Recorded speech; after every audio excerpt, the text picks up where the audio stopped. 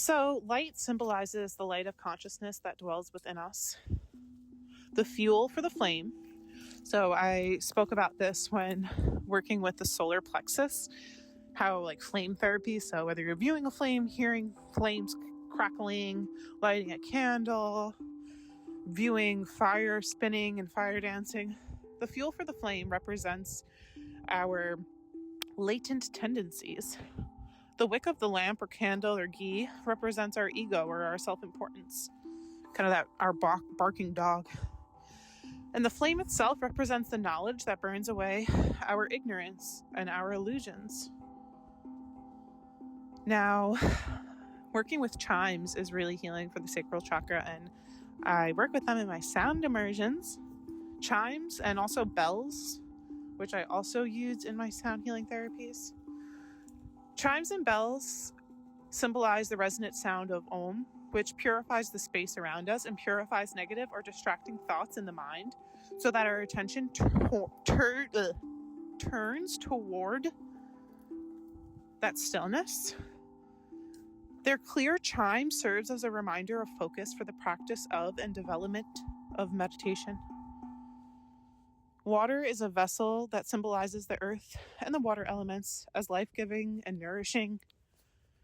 It's a symbol of cleansing, replenishing the space around you, absorbing the energies, our ultimate cleanser here on earth. Flowers represent what have blossomed in us as a result of our sadhana or daily practice. Of course, each type of flower have their own honoring. For example, I use marigolds and roses very often to honor spirit. Fruits represent the fruits of our actions, and by offering them on an altar, it symbolizes our commitment to detachment and self-surrender. If you've ever seen altars and temples, you could see food, and sometimes it's funny actually to see the kind of like sweet jelly, kind of just like the labeling, you know, in like a beautiful, epic, beautiful, sacred Buddhist space. Food represents our ignorance, which we offer to the divine, which is blessed and then returned to us as the source of spiritual awakening through blessed food. And this is also in Hindu temples. I just haven't been to one yet. I've only seen it in Buddhist temples, these types of altars, just to put a note on my comment. And then incense. So you'll see this really often. Burning incense, like in India, outside of temples, there'll be like large burning of incense. Burning incense has a twofold meaning. The fragrance represents our desires and the deep latent tendencies from which they emerge. And the smoke represent those things that cloud our consciousness and block our realization of our true nature, a cleansing. And then, of course, the incense are also tapping right back in to the light or the fire. So light and sound, right? And scent, and making offerings and blessings. And this is called a puja.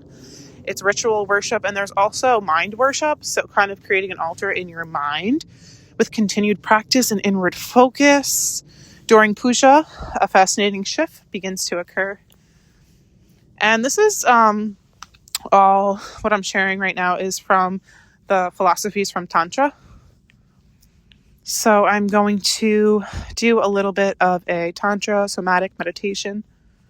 Find a comfortable seat. Use whatever props you need to sit comfortably. Take up space. Take a moment to arrive right here, right now, if you can. Allow your body to settle into the space.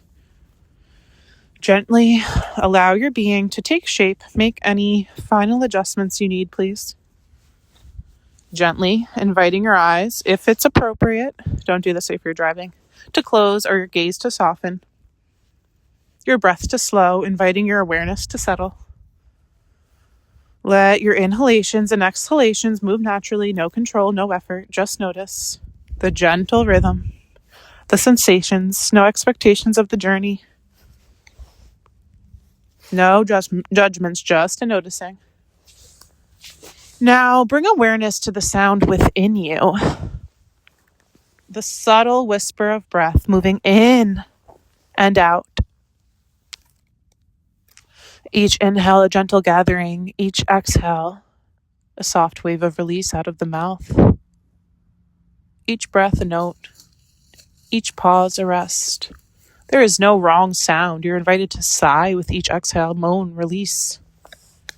Sing, reverberate, just express whatever sound is naturally released. No judgments, only vibration, only echo. You might silently repeat, affirming in your mind's eye, I am both the listener and the sound. Now let all sound, external and internal, blend together.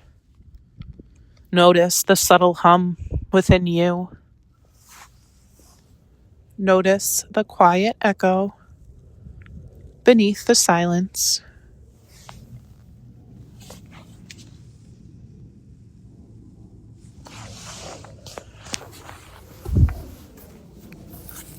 Notice the silence right before there's a sound.